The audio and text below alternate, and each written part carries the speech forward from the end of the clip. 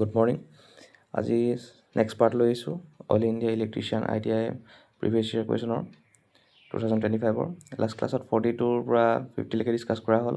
আজি তাৰ পাছৰখিনি ডিছকাছ কৰোঁ। তেতিয়াহ'লে ষ্টাৰ্ট কৰিছোঁ 51 নম্বৰৰ পৰা চাই যোৱা।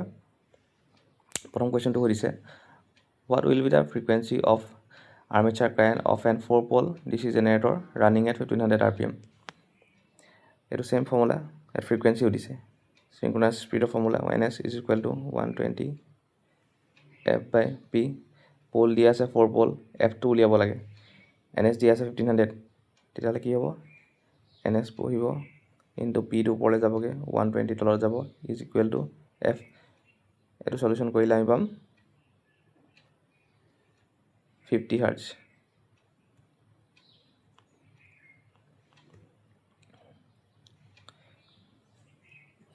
তাৰপিছত আহিলে next question, what is the primary objective for making coil span of a DC armature winding equal to pole piece.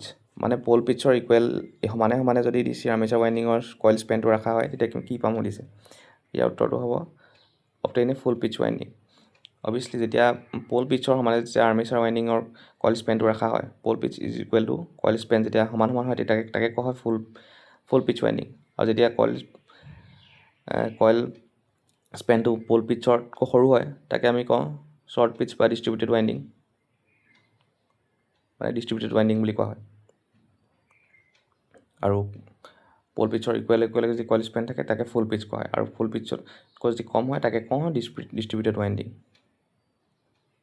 তাৰপিছত নেক্সট আহিলে 53, what is the slip of an induction motor when it running under no' load condition. No' load কণ্ডিশ্যনত যেতিয়া induction মটৰটো চলোৱা হয় তেতিয়া তাৰ slip কেনেকুৱা হয় সুধিছে। যেতিয়া ন' লোডত চলা হয় যিহেতু স্পীডত চলিব, আৰু সেইটো কাৰণে প্ৰায় চিনক্ৰনাছ স্পীডতকৈ অলপহে কম স্পীডত চলিব, আৰু সেইটো কাৰণে তাৰ শ্লিপটো বহুত কম হ'ব। তাৰপিছত হ'লে how the low' power factor can be improve in AC circuit. Simple, power factor আমি কেনেকৈ ইম্প্ৰুভ কৰোঁ, কেপাচিটৰ লগাব লাগিব, আৰু কেনেকৈ লগাব লাগিব, পেৰেলেলত লগাব লাগিব। তাৰপিছত আহিলে which type of lamp exhibits the highest luminous efficiency. তলত দিয়া লেম্পকেইটাৰ ভিতৰত মানে চবতকৈ বেছি লুমিনাছ ইফিচিয়েঞ্চি কাৰ আছে। চিম্পল, ছ'ডিয়াম ভেপাৰ লেম্প, যোনটো হালধীয়া লেম্প ৰেলৱে য়াৰ্ড প্লেটফৰ্মছ সেইবোৰত লাগি থাকে, তোমালোকৰ ষ্ট্ৰীটত লাগি থাকে, সেইবোৰ sodium vapour lamp.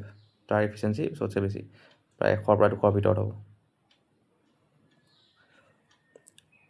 What is the main factor that depends the size of conductor use in power cable. মানে পাৱাৰ কেবলৰ চাইজটো মানে নিৰ্ধাৰণ কৰা মেইন মানে কি ফেক্টৰৰ ওপৰত ডিপেণ্ড কৰা হয়। ইয়াৰ উত্তৰটো হ'ব কাৰেণ্ট কেৰিং কেপাচিটিৰ ওপৰত ডিপেণ্ড কৰা হয়। কাৰেণ্ট কেৰিং কেপাচিটিৰ ওপৰত কণ্ডাক্টৰডালৰ চাইজটো নিৰ্ধাৰণ কৰা হয়।